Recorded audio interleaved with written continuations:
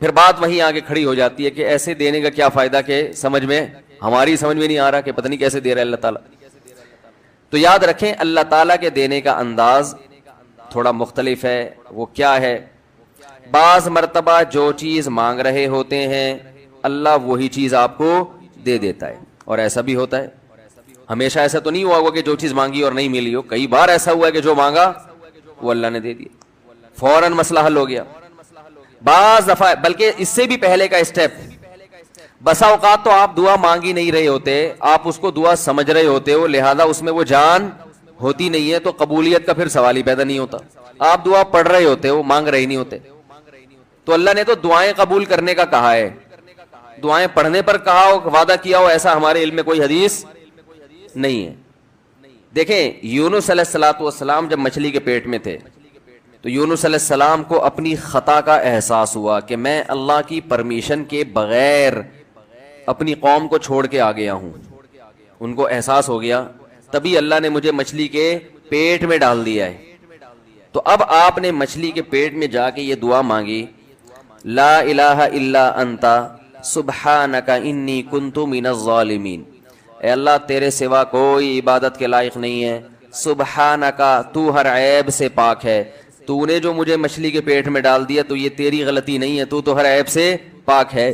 انی کنت من الظالمین, میں ہوں ظلم کرنے والا اپنی جان پہ, مجھ سے غلطی ہوئی ہے. اللہ تعالیٰ کو آپ کا یہ مانگنا اتنا پسند آیا کہ مچھلی کو حکم دیا کہ ان کو ساحل پر اگل دو. اور نہ صرف یہ کہ مچھلی نے آپ کو ساحل پہ ڈالا, وہ انبتنا علیہ شجرۃ من یقطین, یقطین کوئی درخت تھا وہ بھی اللہ نے اگا دیا دھوپ سے بچانے کے لیے. لیکن جب مصیبتوں میں ہم یہ کلمہ پڑھتے ہیں لا الہ الا انت سبحانک انی کنت من الظالمین, تو ہم یوسف علیہ السلام والے جذبے سے یہ کلمے میں جو الفاظ ہیں وہ مانگتے نہیں ہیں, بلکہ ہم یہ کلمہ پڑھتے ہیں. سمجھ رہے ہیں, پڑھنے کی بھی برکتیں ہوتی ہیں, میں اس کا منکر نہیں ہوں, لیکن ہمارے جو ورڈنگ ہوتی ہے نا وہ مانگنے کا اسٹائل نہیں ہوتا. ہم چھوٹے بچے تھے تو مسجد میں آیت کریمہ کا ورد ہوا کرتا تھا کہ بھائی حالات خراب ہیں آج کل, امام صاحب اسپیکر پہ اعلان کر کے بلاتے تھے, آ جاؤ بھائی آیت کریمہ کا ورد ہوگا, لا الہ الا انت سبحانک انی کنت من الظالمین, 5 لاکھ دفعہ پڑھا جائے گا. تو ہم مسجد میں آتے, وہ مسجد میں دانے ہم تو آتے تھے, اس کے بعد جلیبیاں بھی ملتی تھیں, بڑی گرم گرم ٹائٹ جلیبیاں ہوتی تھی. اب تک وہ مزہ نہیں آیا جلیبی میں. تو وہ جلیبیاں بھی ہوتی تھی, اوپر دانے رکھے ہوئے ہوتے تھے, وہ 5 لاکھ دانے ہوتے تھے, ختم کرنے ہوتے تھے. تو پھر ہم کیا کریں, لا الہ الا انت سبحانک انی کنت من الظالمین, لا الہ الا انت سبحانک. اس میں فراڈ نہیں کرتے تھے, پڑھتے پورا تھا الحمدللہ. بعض لوگ تو کیا کرتے تھے, ایک مٹھی لی لا الہ الا انت سبحانک انی کنت من الظالمین نے پھونک مارا اور سائڈ پہ رکھ دیا. وہ یہ ڈرامے بھی ہوتے تھے, لیکن ہم پورا ہی پڑھتے تھے ہم. لیکن اس میں مانگنے کا انداز تو نہیں ہوتا تھا, لا الہ الا انت سبحانک انی. پھر اس میں بچے تھے, شرارت بھی شروع ہو جاتی تھی. پھر دیکھ رہے کوئی ادھر دیکھ رہا ہے تو ایک دانہ اٹھایا, لا الہ الا انت سبحانک انی کنت من الظالمین, یوں کر کے اس کی ناک پہ مارا ہے. کوئی ادھر دیکھ رہا ہے تو اس کی جیب میں ڈال دیا. تو یہ دعا مانگی جا رہی ہے, یہ تو پڑھی جا رہی ہے, ایک فارمیلٹی ہے کہ 5 لاکھ پورے کرنے ہیں, اس کے بعد جلیبی کھانا ہے اور نکلنا ہے. تو آج بھی ایسا ہی ہو رہا ہے. امام صاحب دعا مانگتے ہیں, لوگ کہتے ہیں یار چلو جب نماز پڑھ لی, 4 رکعتیں پڑھ لی, سلام بھی پھیر لیا, تو اس میں کیا جا رہا ہے, یہ بھی پورا ہی کر لو. ایسا ہی ہوتا ہے نا, یہ بھی پورا ہی کر لو, آمین آمین کہہ لیں گے. امام صاحب ڈرائیور ہیں, ہم پیچھے مقتدی ہیں, تو جہاں اتاریں گے وہیں اتریں گے ہم لوگ, پہلے تو نہیں اتر سکتے. تو یہ ایک لوگوں کے ذہن میں تصور ہے. نبی صلی اللہ علیہ وسلم نے فرمایا اللہ ظاہر قلب کے ساتھ دعا کی طرف توجہ نہیں دیتے. ظاہر قلب کا مطلب آپ کا دل حاضر نہیں ہو, کچھ اور سوچ رہے ہو, اور ادھر سے آپ نے ویسے ہی ایک فارمیلٹی پوری کرنے کے لیے. اللہ کہتے ہیں کہ جب تو مانگنے میں مخلص نہیں ہے تو میں تجھے کیوں دوں. تو مانگنے میں ہی مخلص نہیں ہے.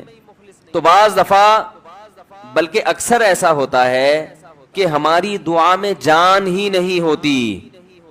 آدم علیہ السلام کو جب جنت سے نکالا گیا تو پریشان تھے, بے چین تھے, مضطرب سے, میں کیا کروں کہ اللہ مجھ سے خوش ہو جائے. اس بے چینی میں الفاظ نہیں آ رہے سمجھ میں. فَتَلَقَّى آدَمُ مِن رَبِّهِ كَلِمَاتٍ, اللہ فرماتے ہیں اللہ نے آدم کے دل میں کلمات ڈال دیے ان کی بے چینی کو دیکھ کر کے, اس طرح سے مجھے مانگو.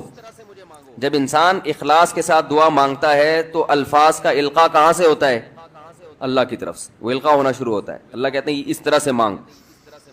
حضرت حکیم اختر صاحب رحمہ اللہ تعالیٰ نے ایک واقعہ بیان کیا, فرمایا کہ ایک شخص نے حرم میں, انہوں نے دیکھا یا کسی اور بزرگ نے دیکھا کہ حرم میں ایک شخص اللہ سے دعا مانگ رہا ہے گناہوں کی معافی کے لیے, اور اللہ سے کہہ رہا ہے کہ اے اللہ اگر تو میرے گناہ معاف کر دے گا تو بھی خوش ہوگا اور تیرے حبیب محمد صلی اللہ علیہ وسلم بھی خوش ہوں گے کہ ایک آدمی کی بخشش ہو رہی ہے، اور تیرا یہ بندہ بھی خوش ہو جائے گا. اور اگر معاف نہیں کرے گا تو بھی خوش نہیں ہوگا، کیونکہ اللہ کو جہنم میں ڈال کے خوشی تو ہوتی نہیں ہے بندوں کو. اور تیرے حبیب محمد صلی اللہ علیہ وسلم کو پتہ چلے گا، وہ بھی خوش نہیں ہوں گے، اور میں بھی خوش نہیں ہوں گا. شیطان خوش ہوگا جو تیرا دشمن ہے. اب خود سوچ لے، تو اپنے دشمنوں کو خوش کرنا چاہتا ہے؟ یہ اتنے سارے ہیں بھائی، اتنے سارے دوست ہیں تیرے، ان کو ناراض کر کے تو خوش کس کو کر رہا ہے؟ اپنے تو جو تیرا بھی دشمن ہے، میرا بھی دشمن، اور تیرے حبیب محمد صلی اللہ علیہ وسلم کا بھی دشمن ہے. تو دیکھو کیسے الفاظ ہیں اس کے. تو ایسا کہ بظاہر بخشش کے علاوہ کا آپشن چھوڑا ہی نہیں. کیا خیال ہے؟ حجاج ابن یوسف بڑا ظالم تھا، بڑا ظالم. موت کا جب وقت آیا، تھے یہ لوگ ایمان والے، چاہے ظالم تھے، بدعمل تھے، لیکن اللہ پر ایمان بہرحال رکھتے تھے. ان کو پتا تھا کہ میں غلط کر رہا ہوں. جب موت کا وقت آیا تو کہنے لگا کہ اے اللہ لوگ کہتے ہیں کہ تو مجھے نہیں بخشے گا، لوگ کہتے ہیں کہ میرے جیسے گناہگار کو تو نہیں بخش سکتا. بڑے عجیب الفاظ ہیں، اللہ کی رحمت کو جوش دلا رہا ہے کہ تو ایسا کر کے دکھا دے، یعنی کچھ ایسا کر کے دکھا دے کہ جو تیرے بارے میں لوگ گمان کر رہے ہیں وہ گمان کیا ہو جائے. یہ بالکل ایسے ہے جیسے کوئی بہت بڑا سیٹ ہو، آپ اس سے بہت زیادہ بڑا قرضہ مانگنے کے لیے جائیں جو کہ عام طور پر نہیں ملتا، لیکن آپ اس کو جوش دلا رہے ہو کہ لوگ کہتے ہیں کہ تو اتنا بڑا قرضہ نہیں دے سکتا، تو آج تو اپنی سخاوت دکھا دے کہ میں اتنا بڑا قرضہ بھی دے سکتا ہوں. تو مرتے ہوئے کیا کہنے لگا کہ اللہ یہ پبلک کہہ رہی ہے کہ تو مجھے نہیں بخش سکتا، یعنی یہ تیری رحمت کو چیلنج کر رہی ہے کہ اتنے بڑے گناہگار کو نہیں بخشے گا اللہ. تو آج کیا کر لے، تو یہ دکھا دے اپنی رحمت سے کہ میں اتنے بڑے گناہگار کو بھی معاف کر سکتا ہوں. اب پتہ نہیں اللہ نے معاف کیا نہیں کیا، وہ تو اللہ کا معاملہ اور حجاج بن یوسف کا معاملہ.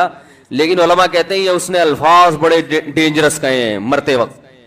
ڈینجرس کا مطلب یعنی دوسرے معنی میں ایسے ہے کہ اس نے اللہ کی عرش کو ہلا دیا ہوگا. اللہ کو مانگنا اتنا پسند ہے. پہلی بات تو یہ ذہن میں رکھیں کہ اس سے بڑی کوئی عبادت نہیں ہے دعا سے، اور دعا سے مشکل کوئی عبادت نہیں ہے. نماز پڑھنا آسان ہے، زکوٰۃ دینا آسان ہے، روزہ رکھنا بھی آسان. سب سے مشکل کام کیا ہے؟ دعا مانگنا. اسی وجہ سے ہم نے جن لوگوں کو دیکھا کہ وہ واقعی دیندار ہیں، اللہ والے ہیں، ہم نے صرف انہی کو دعائیں مانگتے ہوئے دیکھا ہے. عام لوگوں کو ہم نے دعاؤں کو اتنا فوکس کرتے ہوئے نہیں دیکھا. وہ دوسری چیزوں کو زیادہ فوکس کرتے ہیں، دعاؤں پہ زیادہ زور نہیں ہوتا ان کا. وظیفوں پہ تو ہوگا صبح شام، یہ والا اتنی دفعہ، وہ والا اتنی دفعہ، وہ بھاگ گئی واپس آ جائے اس کے لیے اتنی دفعہ، وہ جا نہیں رہی اس کے لیے اتنی دفعہ. یہ وظیفوں پہ تو ہوگا زور. ایسے ہوتا ہے نا ہاتھ اٹھا کے اللہ سے گڑگڑا کے مانگا جائے، یہ چیزیں کم. میں جب حج پہ گیا تو اپنے شیخ مرشد کے ساتھ تھا. پہلے ہی ہم نے ان کو دیکھا تھا بہت زیادہ دعائیں مانگتے ہیں، وہ بہت زیادہ ان کا دعاؤں میں دل لگتا ہے، بہت دعائیں مانگتے ہیں. تو مجھے کسی نے بتایا کہ یہ جب بیت اللہ کو دیکھتے ہیں تو اتنی لمبی دعا مانگتے ہیں کھڑے کھڑے کہ تم ان کے ساتھ ٹھہر نہیں سکتے. میں نے کہا کیوں نہیں ٹھہر سکتے؟ ہم جوان ہیں، ان کی عمر زیادہ ہو گئی اور ان کو کچھ بیماریاں بھی ہیں. تو میں نے کہا ہو جائے مقابلہ پھر، ٹھیک ہے نا، دیکھتے ہیں کون زیادہ لمبا ٹھہر لیتا ہے. تو جب بیت اللہ پہنچے، ان کی نظر بیت اللہ پہ پڑی، ذرا قریب گئے. یہ جو کہتے ہیں نا بیت اللہ پہ نظر پڑتے ہی وہیں ٹھہر جاؤ شروع ہو جاؤ، ایسا نہیں ہے.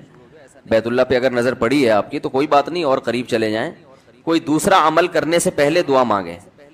پہلی نظر کا مطلب یہ ہوتا ہے کہ جب نظر پڑی ہے تو اب طواف شروع کرنے سے پہلے یا کوئی دوسرا عمل کرنے سے پہلے آپ جا کے دعا مانگیں. تو وہ دور سے نہیں بلکہ جتنا قریب جا کے مانگیں اتنا زیادہ اچھا. لوگ کیا کرتے ہیں، یوں منہ نیچے کر کے جا رہے ہوتے ہیں کہ پہلی نظر پڑ گئی تو پھر دعا کا موقع نکل جائے گا، تو یوں وہ ٹکرا بھی جاتے ہیں. کچھ نہیں ہوتا، نظر پڑ جائے تو اور تھوڑا قریب جائیں، قریب جا کے دعا مانگیں. تو ان کو ہم نے دیکھا کہ انہوں نے دعا مانگنا شروع کی. میں بھی کھڑا ہو گیا ساتھ میں، ہم نے کہا چلو ہم بھی مانگتے ہیں. تو وہ اتنی دیر تک حالانکہ کمر میں بھی تکلیف، بیماریاں بھی ہیں، شوگر بھی ہے. تو بالآخر میں نے ہتھیار ڈال، میں نے کہا میں اتنی دیر کھڑا نہیں ہو سکتا. اور میں پھر اب بیٹھتے ہوئے شرم بھی آ رہی تھی کہ وہ بولیں کہ میری عمر زیادہ ہے اور یہ دیکھو ابھی جوان، شادیاں تو کرتا رہتا ہے، تو یہ کیا شادیاں کرے گا جو اب کھڑا نہیں ہو سکتا اتنی دیر.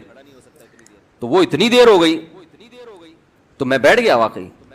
تو کئی ایسے ہمارے اکابر گزرے ہیں، بزرگ گزرے ہیں، 1 گھنٹہ 2 گھنٹہ 3 گھنٹہ مرکز میں، تبلیغی مرکز میں کسی نے بتایا کہ ایک بزرگ کو میں نے دیکھا صبح اشراق کے وقت دعا مانگنا شروع کی ہے اور ظہر کی نماز میں اٹھے، اشراق کے وقت دعا مانگنا شروع کی اور کب اٹھے؟ یہ وہ لوگ تھے جن کا دعاؤں میں دل لگتا تھا۔ اب بتائیں دعا مشکل عبادت ہے یا نہیں ہے؟ حضرت عمر رضی اللہ تعالی عنہ کا قول ہے، فرماتے ہیں کہ مجھے اس بات کی پرواہ نہیں ہوتی کہ میری دعا قبول ہو رہی ہے کہ نہیں ہو رہی، مجھے اس کی فکر رہتی ہے کہ دعا مانگنے کی توفیق مل رہی ہے کہ نہیں مل رہی، کیونکہ اللہ جب ناراض ہوتا ہے نا کسی سے، مانگنے کی توفیق چھین لیتا ہے اللہ تعالیٰ، اور مانگنے کی توفیق دی ہوئی، اس کا مطلب اگر ناراض ہے بھی تو اتنا زیادہ نہیں ہے، تھوڑا بہت ہے، وہ تلافی چاہتا ہے کہ آپ کر لو۔ مانگنے کی توفیق ملنا اس کی علامت ہے کہ اللہ اگر ناراض بھی ہے تو بہت زیادہ نہیں روٹھا ہوا، بلکہ اس نے سوری کا آپشن دیا ہوا ہے کہ چلو مانگ کے اپنا منا لو، مجھے کسی بھی طریقے سے راضی کر لو۔ دعا کا اس قدر فائدہ ہوتا ہے انسان کو، اس قدر فائدہ ہوتا ہے، آپ مانگنا شروع کریں زندگی چینج ہونا شروع ہو جائے گی، آپ کی زندگی میں تبدیلی آنا شروع ہو جائے گی۔ جتنا تعلق اللہ کے ساتھ دعا کے ذریعے بنتا ہے اتنا تعلق کسی اور چیز سے نہیں بنتا۔ دیکھو کسی سے دوستی کرنا چاہتے ہو، دوستی کا سب سے بہتر طریقہ کیا ہے؟ اس سے گپ شپ شروع کر دو، یہی طریقہ ہے نا بھائی۔ آپ کا دوست کون ہے؟ وہ جس سے آپ کی گپ شپ زیادہ ہوتی ہو، اسی سے دوستی ہوگی نا۔ اب آپ بتا رہے یہ میرا جگری دوست ہے، بہت پرانا دوست ہے، میں پوچھوں گا آپ سے بھائی یہ دوستی کیسے ہوئی؟ یہ دوستی بھائی ایسے ہوئی کہ میں جس کالج میں پڑھتا تھا وہیں یہ بھی یہی پڑھتا تھا، تو کیا کرتے تھے آپس میں کوئی بات چیت ہوتی تھی؟ بات چیت تو نہیں ہوئی کبھی زندگی میں، تو پھر دوستی کیسے ہو گئی؟ پڑھتے تو بہت سارے لوگ ہیں۔ دوستی کے لیے سب سے پہلی چیز کیا ہے؟ بات چیت۔ دعا میں انسان بات چیت شروع کر دیتا ہے کس کے ساتھ؟ اللہ کے ساتھ، تو اللہ اور بندے کا کنیکشن مضبوط ہونا شروع ہو جاتا ہے۔ اس لیے اہل اللہ کو تو اس کی پرواہ نہیں ہوتی کہ میری دعا قبول ہو بھی رہی ہے کہ نہیں ہو رہی ہے، وہ کہتے ہیں ہمیں مانگنے کی توفیق مل رہی ہے۔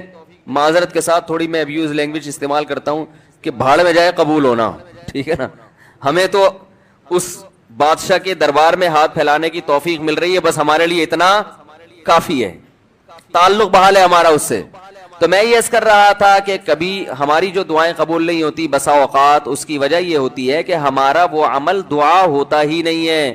جب دعا ہی نہیں ہوتا تو پھر اس میں قبولیت کہاں سے آ گئی؟ وہ تو ہم پڑھ رہے ہوتے ہیں الفاظ رٹا لگا کے ایک چیز کو، یعنی ایک پڑھنے کے انداز میں ہوتی ہے، وہ اس میں جذبات ہی نہیں ہوتے۔ جذبات کن لوگوں کے ہوتے ہیں؟ امام بخاری رحمہ اللہ تعالیٰ کی سوانے پڑھیں آپ، بچپن میں نابینا ہو گئے، والدہ تو آپ کو بڑا علم سکھانا چاہتی تھی، پریشان کہ اللہ یہ تو میرا بچہ ہی نابینا ہو گیا، تو رات کو مصلے پہ گڑ گڑا کے دعا مانگنا شروع کی، اے اللہ میرے بچے کی بینائی واپس لوٹا دے، اے اللہ اس کی بینائی واپس لوٹا دے۔ اتنا مانگا ہے کہ روتے روتے دعا مانگتے مانگتے آنکھ لگ گئی، خواب آیا، 2 فرشتے آپس میں بات کر رہے ہیں کہ اللہ نے اس عورت کی دعا قبول کر لی ہے اور اس کے بچے کو بینائی لوٹا دی ہے۔ جب آنکھ کھلی ہے تو دیکھا کہ بچے کی بینائی واپس لوٹ چکی تھی، بینائی واپس لوٹ چکی تھی۔ ہندوستان میں ایک بزرگ تھے، رمضان نام تھا ان کا، یہاں کراچی ہجرت کر کے آ گئے تھے ہندوستان سے، تو جو کوئی اس طرح کے بڑے لوگ ملتے تھے نا جو بھی نیک ہوں پرہیزگار ہوں، تو میں ان سے تھوڑا سا انٹرویو لیتا تھا کہ آپ نے کوئی ایسی کوئی واقعہ دیکھا ہو، کوئی کرامت دیکھی۔ انہوں نے اپنا بڑا دلچسپ واقعہ سنایا، فرماتے ہیں کہ میں نے اپنی آنکھوں سے دیکھا کہ ہندوستان کے ایک علاقے میں جو بلوائی تھے نا، جو بلوا کرنے والے ہندو تھے، انہوں نے، دہشت گردوں نے مسلمانوں کے علاقوں پہ حملہ کر دیا۔ مسلمان بہت تھوڑے تھے، مقابلہ نہیں کر سکتے تھے۔ کہتے ہیں کہ ایک بزرگ تھے وہیں کہیں مظاہر علوم کے یا دیوبند کے، مقصد میرا یہ نہیں ہے کہ وہ دیوبند کے علاوہ کوئی بزرگ نہیں ہوتا، وہ چونکہ واقعہ ان کا اس لیے کوئی لوگ اس پہ بھی کہتے ہیں کہ اپنے مسلک کو وہ کرنا ہے، وہ اتفاق سے تھے وہاں کے، تو اس لیے میں نے بول دیا۔ تو وہ مکان کی چھت پہ کھڑے ہو گئے اور اللہ سے دعا مانگنے لگے، بہت گڑ گڑا کے دعا مانگی انہوں نے کہ اللہ ان لوگوں کے شر سے ہمیں بچا لے۔ تو یہ جو واقعہ سنانے والے تھے نا، انہوں نے مجھے خود بتایا، کہتے میں نے اپنی آنکھوں سے دیکھا کہ گھوڑوں پہ آسمان سے فرشتے نازل ہو رہے ہیں اور ان کے ہاتھ میں بڑی بڑی راڑیں ہیں، گزند ہیں، اور وہ زمین پہ نازل ہو کر انہوں نے ان بلوائیوں کے خلاف حملہ کر دیا، مارا ان کو۔ میں نے جب یہ واقعہ ایک دفعہ بیان کیا تو یوٹیوب پہ جب یہ واقعہ گیا تو اس علاقے کے جو مسلمان تھے ان کے کمنٹس آئے کہ یہ واقعہ یہاں پر ہوا ہے اور اس گاؤں میں ہوا ہے. اگر اسلام میں صرف یہی حکام ہوتے نا غریبوں کو کھانا کھلاؤ, بیواؤں کی مدد کرو, تو پھر غلامی کہاں سے ثابت ہوتی؟ یہ کیسے پتہ چلتا ہے یہ اللہ کو مان کے کر رہا ہے, یہ اللہ کی مانے بغیر اپنے جذبے سے؟ اللہ نے ایک علامت بتا دی کہ کچھ احکام ایسے دوں گا, پیسہ بڑا خرچ ہوگا, محنت بہت ہوگی, آؤٹ پٹ بظاہر کچھ بھی نہیں ہوگا اس کا, وہ ہے قربانی ہے.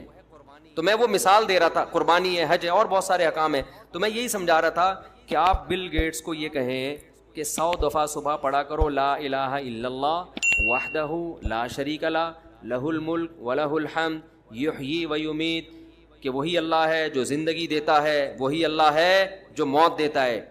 ڈاروین کو نکالو اپنی کھوپڑی سے, وَهُوَ عَلَىٰ كُلِّ شَيْءٍ قَدِيرٌ, اور وہ ہر چیز پر قدرت رکھتا ہے. کامیابی کے اسباب میں ناکام کر دے, ناکامی کے اسباب میں کامیاب. کیونکہ سائنسدان یہ بات بھی نہیں مانتے, کہتے ہیں آپ کے پاس اگر اسباب کامیابی کے ہیں تو سکسیس آپ کا مقدر ہے. کہتے ہیں نا اسٹرگل اسٹرگل. آج کل تو موٹیویشنل اسپیکر ایک نمبر کے بہت سارے, سب نہیں پھینکو ہوتے ہیں. اسٹرگل, میں جو یہاں تک پہنچا اسٹرگل کی وجہ سے پہنچا, محنت کی ہے. آپ بھی محنت کریں. کیا ہوگا بھائی محنت کر کے؟ کہیں یہ دیکھو نا اتنے کامیاب لوگ, ان کو بتایا کرو ہم بہت سارے جانتے ہیں محنت کی اور کچھ بھی نہیں ملا, دھیلا بھی نہیں ہاتھ آیا. وہ کہتے ہیں یار ہم سے تو وہ وسیم گولے گنڈے والا اچھا ہے. ٹھیک ہے نہ ایک دن اسکول پڑھا اس نے, کچھ بھی نہیں ہو, اور آج امریکہ کا ویزا لگ گیا اس کا. بعض دفعہ آپ نے کچھ بھی, پاکستان میں تو یہ صبح شام نظر آ رہا ہے, کچھ بھی محنت نہیں کی, نمبر آپ کے 100 مل گیا, اس کا پرچہ غلطی سے اس کے نمبر ادھر چلے گیا, اس کے نمبر تو ہوتا رہتا ہے. موٹیویشن کہاں گئی؟ تیل لینے. تو آپ بل گیٹس کو بولیں کہ وَهُوَ عَلَىٰ كُلِّ شَيْءٍ قَدِيرٌ, یہ 100 دفعہ صبح پڑھا کرو. بل گیٹس بہت اچھا ہے, ساری دنیا کہتی ہے, ہم بھی کہتے ہیں دنیا کے لحاظ سے بہرحال اچھا ہے, بڑے کہتے ہیں اسپتال بنائے ہیں اس نے. تو بل گیٹس, اللہ کہتا ہے نہیں اچھا نہیں. اب میں اس کو بتا رہا ہوں اللہ کیوں نہیں مان رہا. اللہ کہتے ہیں اگر یہ ایمان پر مرا تو بہت اچھا ہے, ایمان کے بغیر مرا, اللہ کہتے ہیں اچھا نہیں. کیوں اچھا نہیں ہے؟ اس کی وجہ یہ ہے کہ آپ بل گیٹس سے کہیں تم 100 دفعہ صبح اللہ کی اس طرح سے حمد و ثنا کرو. بل گیٹس کہے گا اس سے لوگوں کو کیا فائدہ ہوگا, مجھے وہ کام بتاؤ جس سے میری ذات کو کوئی فائدہ ہو, یا گوگل کا سافٹ ویئر مزید اپڈیٹ ہو جائیں, یہی ہے نا, یا کوئی اس سے میرے جراثیم مر جائیں گے, یا کووڈ دنیا سے ختم ہو جائے گا, یا کچھ نہیں مجھے روحانی سکون ملے گا, کچھ بھی ہو. ہم کہیں گے نہیں اس سے اللہ خوش ہوگا, تو وہ مان لے گا آپ کی بات, کہے گا بھائی یہ ٹائم ویسٹنگ ہے یار. بیٹھے میں صبح لگے میں لا الہ الا اللہ وحدہ لا شریک لہ الملک ولہ الحمد وہو علی کل شیء قدیر, لا الہ الا اللہ وحدہ لا شریک لہ لہ الملک ولہ الحمد وہو علی کل شیء قدیر. 100 دفعہ. ہمارے نبی نے کیا فرمایا, جو یہ تسبیح صبح 100 دفعہ پڑھے گا